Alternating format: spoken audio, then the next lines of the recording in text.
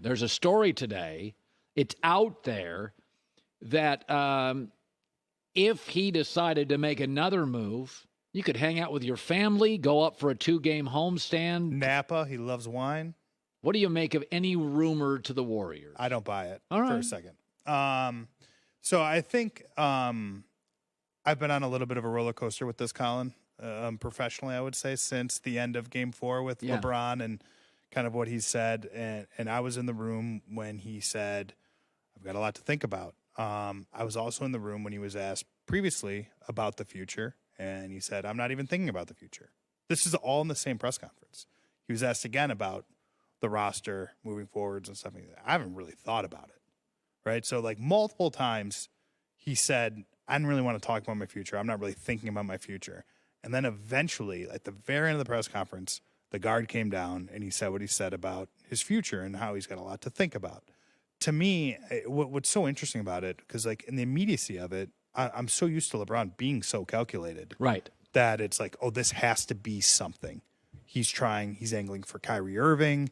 He's trying to force a Trae Young deal. He's trying to get more power in the organization or whatever it is my initial reaction. And then you read through what he said, you rewatch what he said, and it's like, I mean, this is the fourth time that like he finally says something, and then you talk to people around him, and the word that kept coming up, and with my sources that are close to LeBron, was raw. You heard the word raw a lot. And this was an incredibly long season, Colin. I can attest to that. Like, it felt like... You covered him. Yeah, it felt like 3 years in one. I mean, I had a conversation with LeBron 10 games into the year where we talked about how it feeling like game 92 and not game 10 because they were dealing with the same sort of Russell Westbrook fit issues that they were dealing with the year before. It was like banging your head against the wall. These things weren't getting solved. It was a very emotionally draining year. Then things got better with the trade deadline and the way they reformed the roster. But then he got hurt and had to deal with the physical recovery, which at age 38 is much tougher than it was at age 28. So I think we've kind of entered the Aaron Rodgers, Clayton Kershaw, Brett Favre, Tom Brady stage of LeBron James postseason press conferences, where the answer to this question from here until his actual retirement will be some version of, I need to think about this because it's hard. And he's not a guy who's going to do this at 40%. He's going to be 100% in. And so it's going to take some time to refill the energy tank to decide he's going to do it. But I mean, he's got 100 million reasons to do it. He's under contract. He's going to be a Laker next year. Okay. It should be noted, every place he's left has had a major rebuild. That's why a Kuminga-Wiggins Poole move. I mean, they played Poole off the court in the last time they saw him in a series. I think if there was a team that would know the warts there, it would be the Lakers. It's just, to me, look, if he comes to you and says, I want to be traded, there's really only a handful of teams in the NBA that can even accommodate that. Or he would go to. Or that he would go to. Warriors would be He doesn't have a number no-trade clause. The Lakers would do right by him. He would do Miami or Golden State. Yeah, like those are teams, or Cleveland, certainly, right, Yeah. would be. But the issue with, like, any LeBron trade, right, too, is, like, I mean, you are taking in not just a massive salary, you're taking in a massive all-encompassing presence. And I think what I think is more interesting about LeBron now as we move forwards, and we'll see. I mean, look, he may just decide to walk away. Year 20, it's over. Like, he could decide that, I suppose. But what I think is more likely is that he continues to sort of transition into this phase of his career where he no longer dominates for a month or for a week or even for a game, where he's dominating for quarters. He's dominating for 8-minute stretches. And we saw some of that in this postseason run. I mean, look, Austin Reeves won them a playoff game. Lonnie Walker won them a playoff game. LeBron seeded sort of the stage for those guys and conserved his energy. And when they needed him in game 4, he played 48 minutes and almost had a 40-point triple-double. He was incredible. So did Joe Mazzulla, the Celtics head coach, did he save his job last night? No, I think, and no, because I don't really buy that his job was that in jeopardy. I do know that this is certainly the era of, if things go wrong, we axe the coach. Well, especially in the NBA. Yeah, especially right now in the NBA. I mean, you look at, and you could look around and say, like, when will there ever be this good of a coaching crop out there to potentially to fill this job, right? You could talk to, Monty Williams. You could talk to Doc Rivers. You talk to Nick Nurse. Like, these guys are all very accomplished, right? You have multiple NBA champions in there. Frank Vogel, is a former NBA champion who has ties to Boston. All of that tracks, but I think Brad Stevens is a very loyal person, for one. Loves Joe Mazzulla. And Boston got to this point, especially through a regular season, in large part because of the way Joe Mazzulla handled a really rocky transition for an organization that was sort of in chaos. And he has been very much a rookie coach in these postseason. We've seen him, I think, mismanage timeouts at the end of games. I don't know that admitting in some fashion that maybe the locker room isn't listening to you before a game. But look, his team responded. And I think the way Boston played last night shows me that they are serious about their prospects in this series, that they really, I don't think they will be the team that comes back from 3-0, but I mean, the pathway is not, you don't have to squint to see it, right? They're going to go home. They have 2 home games left if they can extend the series. Right. You have to win one more on the road. It's not an impossibility, and they've got the shooting to do it. I want to pivot back to the Lakers. You covered them for the LA Times. So I never bought into them as a championship team because LeBron could give you great moments in halves, but not 40 great minutes. AD was good every other game. And Austin Reeves is a good player, but on a championship team should be a 4 or a 5. D'Lo I never trusted. He eventually vanished. I don't think LeBron next year is going to be younger. No, I can guarantee you he will not be. AD's not suddenly, this is his longest healthy stretch, going to be vibrant, dynamic every night. And Austin Reeves is what he is, and now he'll be expensive. So my takeaway is you got to take a big swing. I heard a Trae Young discussion today, a Kyrie Irving discussion, Fred VanVleet's on the market. Do you look at it and think, A, do you think they're a championship team next year as it's constituted? Mm-hmm. And B, of all these rumors from Golden State, the Trae Young to Kyrie, is there one that you go, I could be talked into that? So I think to your first question, I do think there is room for growth with this team.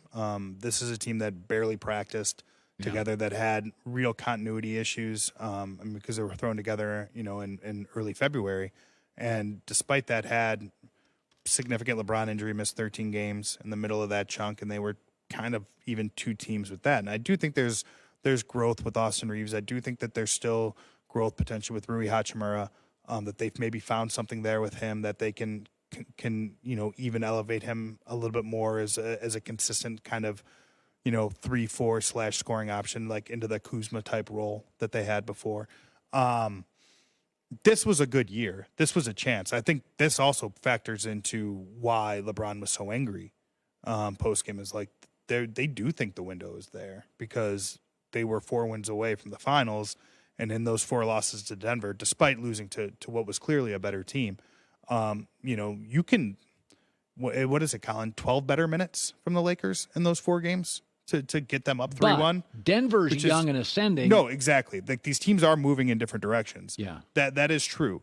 But I think, I think that the risk in taking the big swing, if you're the Lakers, is 2 years ago you took the big swing, and it was Russell Westbrook. And you in addition to the bad on-court fit, the accounting fit was a mess. Having a roster that had 3 major contracts and had a minimum bunch of guys and 1 guy in the middle class and Talen Horton-Tucker, it left you with no outs. You couldn't fix it. It was too hard. They tried. They couldn't really find the right money to make deals. They didn't have the draft capital.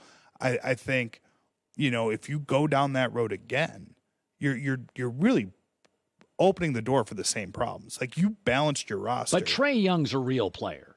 Westbrook is way past his prime. Trae Young is a guy that would get attacked similarly defensively as D'Angelo Russell did in the playoffs, right? Trae Young is also somebody who I do think would be yes, as you talk about potentially torch passing and you move to the next chapter of your team. He's certainly good enough to consider. A lot of minutes, a lot of games. But I think to me, the biggest non-starters, I don't know how you get them. For one, the Lakers aren't flush in draft picks. They would have to probably put together some sort of package around, and I'm just playing fake GM here, D'Angelo Russell, Austin Reeves, and 2 firsts. I don't think Atlanta listens very long to that phone call. Okay. I think Kyrie Irving is a more realistic person. He's a free agent. The Lakers could create around $30 million in cap space if they clean the books of everybody. Like D'Lo, Beasley, Vanderbilt. Like everybody except for Reeves, James, and AD. So that once again, you have no bench. But that's the same problem that you just exited. So I think path of least resistance here, Colin, is you retain who you can retain. And get better bench guys. You work the minimum market again, and then you have options to try to fix your roster if it doesn't work, and you can do it via trade. Tyler Hero comes back for the final. They beat Boston. I think both are true. I like Denver, but by not as much.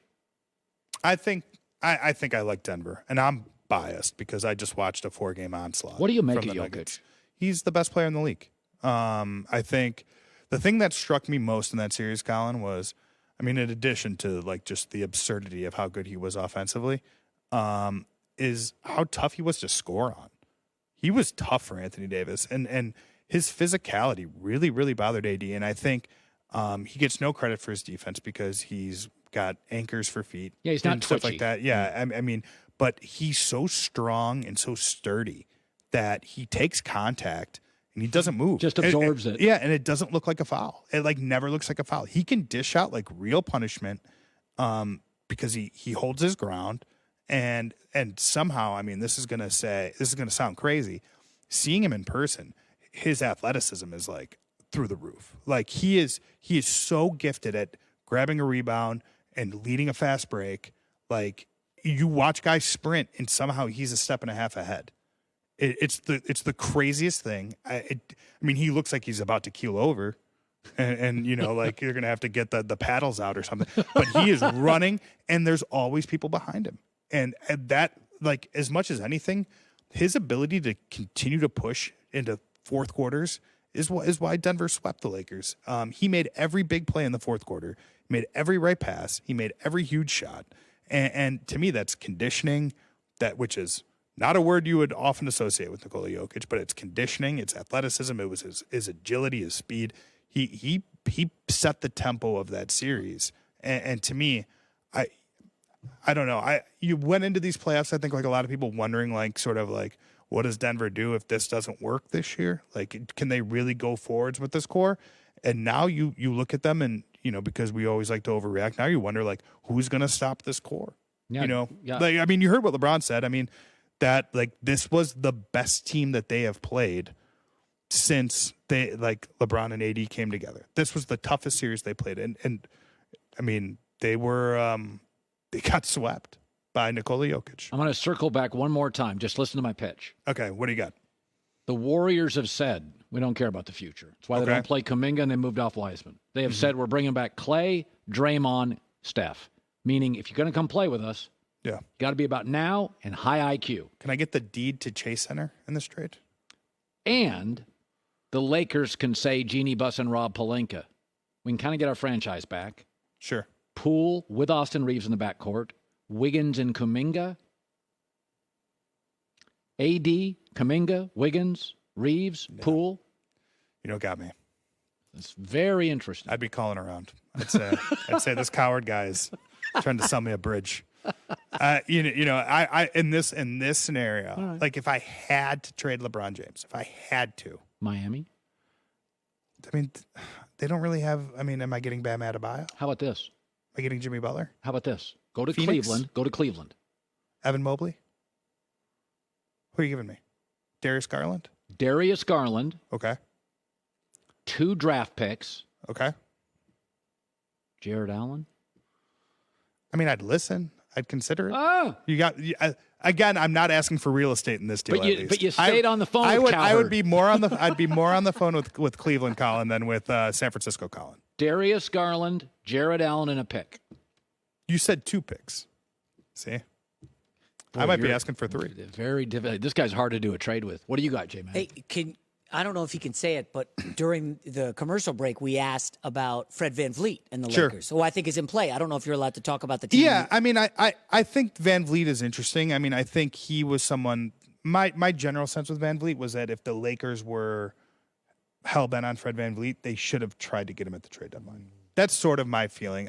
Again, for the same reasons that I just don't think it makes a ton of sense for them to completely unwind the work they did in getting more flexible at the trade deadline. I mean, they would have to renounce Rui Hachimura. They would have to renounce to create even enough for cap space to get into the $30 million conversation range for Fred. You're again essentially becoming a 3-max team, and I've come to the general belief that unless, I mean, we've seen it fail in Brooklyn, we've just watched it fail in Philly.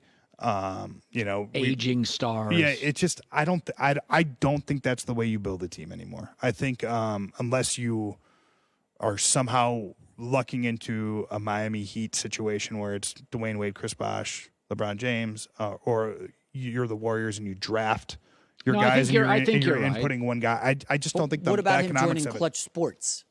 Is there a way LeBron could get a Clutch discount for? I mean, listen, he's a better defender than Trae Young. We would agree. Sure, yeah, he's feisty, and he's a good offensive player. Really good. He's very high mileage. He's played a lot of minutes. Not a very big guy. Yeah, I mean, I think he's a good player in theory, and he's a guy that I think would be a good LeBron AD complementary piece. I just don't think the pathway is that clear, but you never know. You know what I mean? You start talking sign and trades and stuff like that. Like you can, I didn't think Miami didn't have the cap space to sign Jimmy Butler when they got him. They worked a sign and trade. Could that happen in this case? I think it could. He to me would be the most natural Fred fit. VanVleet, yeah. Yeah, I mean, Kyrie is the guy, though, because we've just heard it so many times. Yeah, and he's at the games all the time. Yeah, I mean, so that would be to me the most straight ahead kind of thing. But we talked to Rob Pelinka yesterday. I mean, he said the right things. He's going to say what he's going to say in that situation, which is we want to build around our young core. But you do talk about, LeBron James getting older and stuff like that. I think keeping a group of 25-year-olds that had a pretty good season together is probably the prudent thing to do. All right. Hi, everybody. Thanks for watching. Subscribe here to get the latest from the show. Also, be sure to check out more of the best clips from The Herd or go watch a few segments from other shows on FS1.